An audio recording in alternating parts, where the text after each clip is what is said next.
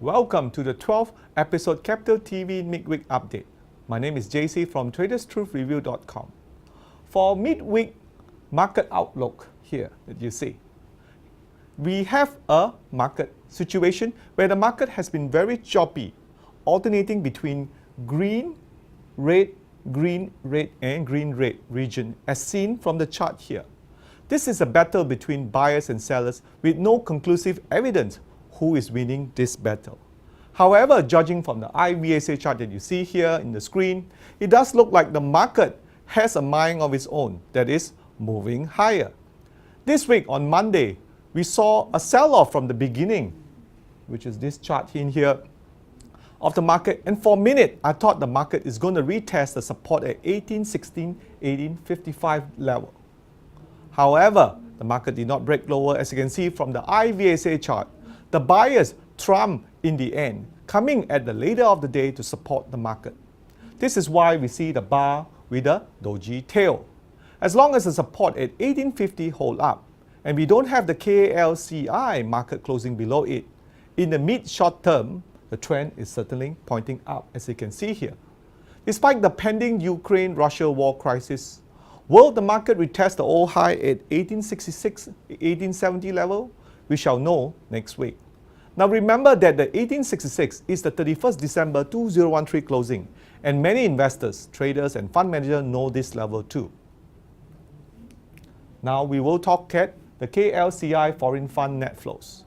Yes, you heard from and see it at first at Capital TV Midweek Update with JC for our foreign funds net flow. In our site, TradersTruthReview.com, we noticed the blue line, which is a daily foreign funds net buying in the last week, was moving sideways here, as depicted in the small inserts shown here. Right? Notice the sideways blue arrow. Now last week we have a spike in the net foreign funds buying, hitting a high and above to 317 million buying. And then my friends, ladies and gentlemen, that is confidence in our local boursa, and this is why the market should go higher with foreign funds mopping up the liquidity. Since then, the buying by the foreigner has improved, and will the foreigner buy more next week? We just have to wait. For those who are new here, look at the chart. The blue line that you see here is the daily buying and selling of foreign funds, while the red line is the total accumulation of the 5-day, and it's important to see the trend of the buying. On the top right insert, as you can see here, you will notice last week the foreign funds flow were blue. That means sideways before turning up this week. Notice the green here. You heard first from JC, TradersTruthReview.com. Now, for our midweek stock watch, the stock to watch is DG Telecommunication with Bursa stock code 6947. Again, DG is no stranger to most Malaysians who owns a mobile phone. Part of the Telenor Group, a Norwegian company, this company has one of the highest return on equity. DG was formed back in 1995 and since then has grown from back to strength. Many investors who bought DG a few years ago have made considerable return with their investment with DG. Like most telco companies, they pay good dividend and provide a stable income for income-seeking investor. Right now, from the IVSA chart, you can see Smart Money has completed their accumulation and markup higher to 5 ringgit 55 cents. The support at 540, 535 will be good, which is this level here. And it should move sideways from now onwards, waiting for more sign of strength. Now notice there is an old high at 5 ringgit 50 cents, but not shown at the chart, but on the left side of the chart in here. Breaking above this level, the market will be at new all-time high, which is very similar to our KLCI index. How high can DG go? That's a good question. As you can see from the volume spread analysis chart in here, we are seeing DG just turn green zone, bullish zone, and it may continue for a while.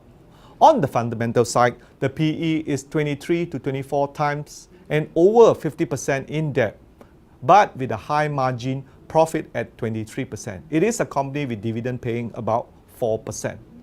The valuation looked pricey and DG is using debt for leverage but pays a good dividend. You can get it from our site traderstruth.review.com. Now let's review our stock midweek chart last week, which is high O or stock code 7668. The market continued its good run form after breaking above the 2 ringgit 50 cent mark. The short-term trend is up. It looks like high O is set to test the 200-day moving average at 2 ringgit 60 cent here. As always, have a stop loss as there is no certainty in the market. Now the message of the day for our midweek is the volume spread analysis with Tom Williams and Richard Wyckoff. Excessive volume is never a good sign. It indicates supply, that is sellers is present in the market, which is liable to be swarming the demand. On the flip side, low volume warn you of a trap up move, which is indicative of a lack of a demand, or sometimes called buyer, in the market. This is a very important fundamental law of volume spread analysis. Volume is like the accelerator in your car. If you ram your accelerator, you should be moving up with higher speed. Now the danger point is where there is excessive volume and yet price don't move or go anywhere. There must be sellers lurking around. Prices at this level will be deemed as no demand and will eventually fall off. Be ready with an exit plan. That's all I have to say. Remember the phrase, no one cares more about your money than yourself. Let Capital TV be your market expert, inspire your success for tomorrow. That's all the time that we have. Thank you for joining us, and we will review the Stockwatch DG next week, same time, same place.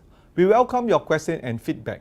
My email is jccapitaltv@gmail.com and my website is traderstruth.review.com. Thank you for your patience and watching.